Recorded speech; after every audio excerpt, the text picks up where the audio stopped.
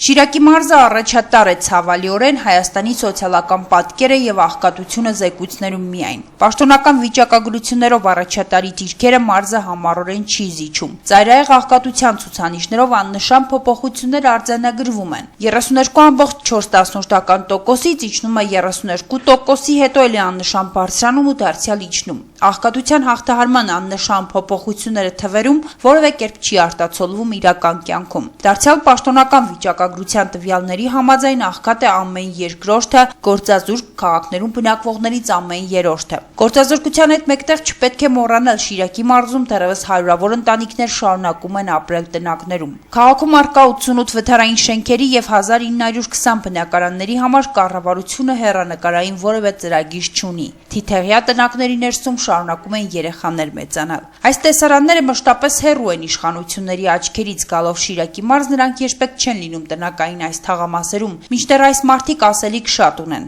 թեև այս փոքրիկների չժպտացող աչքերը ավելին կասեն, քան մեծերի հառաչանքն ու մշտապես նույն բովանդակություն ունեցող ասելիքը։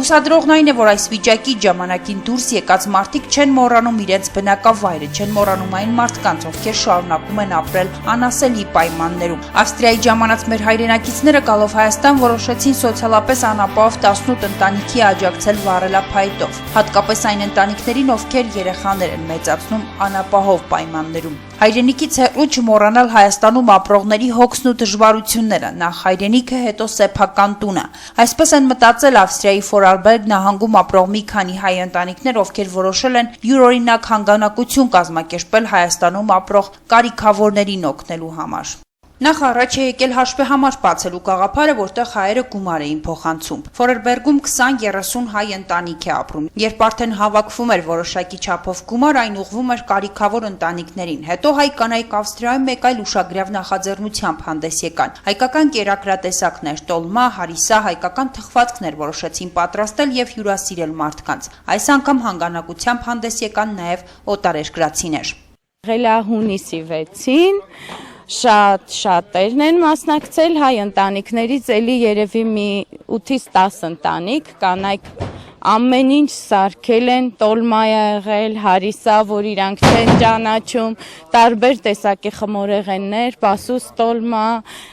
խաչապուրի մսով կամ պանրով, շատ հավանել են մեր խոհանոցը, բոլորը սրտանց հանգանակություն են արել ու այդ մի օրում ընդամենը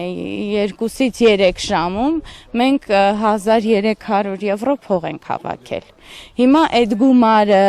դրան գումարած մեր հայ համայնքի հավաքածը մոտ 1800 եվրո ամբողջին վառելափայտ ենք առնում։ Նշում է, որ շատ մեծ կլինի իրենց գործը, եթե այս օրինակին հետևողներ լինեն, գտնվեն բարի մարդիկ, ովքեր նման նախաձեռնություններով հանդես կգան։ Շատ կուզեմ, որ մեր հայերից շատերը լսելով, նայելով համախմբվեն, որովհետև ամիսը 10-20 եվրո հանգանակություն անելով մենք կարող ենք շատ ընտանիքների օգնել, իսկ դրսում ապրողների համար այդ 10-20 եվրոն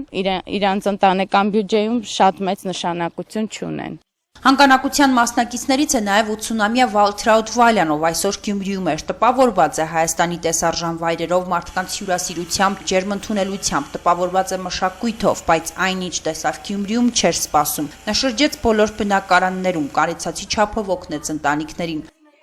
Ganz groß ist die Gastfreundschaft hier.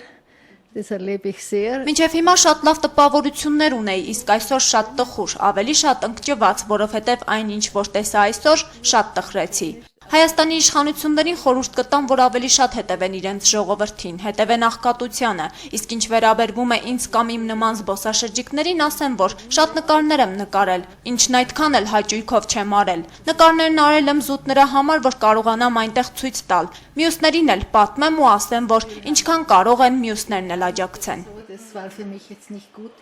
Aber ich wollte trotzdem Fotos machen. ja, damit ich es zeigen kann daheim. Նշում էր, որ դժվար էր կանխատեսել, որ Գյումրիում կծանոթանան այսպիսի պայմաններում ապրող բնակիչների հետ։ Աղքատության մասին իրենց պատկերացումները այլ են եղել։ Հոգեբանական ծանր վիճակի մեջ եմ հիմա, ես ինքս էլ 2 երեխա ունեմ ու շատ ցավում եմ, որ երեխաները ոչ մի բանում մեղավոր չեն, որ ես ինքս կարող եմ իմ երեխաներին շատ լավ ապահովել, բայց իմ երեխաների տարիքի ավելի փոքր երեխաները նման պայմաններում են ապրում։ Իմ համար շատ ծանր է, ես այդ երկար կհիշեմ։ Հայաստանի միայն մի երեսը չպետք է նայել, վայելել արտաքին փայլն ու հեռանալ, ասում է Լիլիթ Վարդանյանը։ Եվ պատահական չէ, որ Հայաստան կատարած այցելությունը որոշեցին եզրափակել Գյումրիում, զրուցել փոքրիկ գյումրեցիների հետ, խոսել նրանց երազանքների մասին, խրախուսել բազմազավակ ընտանիքների մեծերին։ Ավստրիա կմեկնեն տպավորված Հայաստան վերադառնալու ակնկալիքով։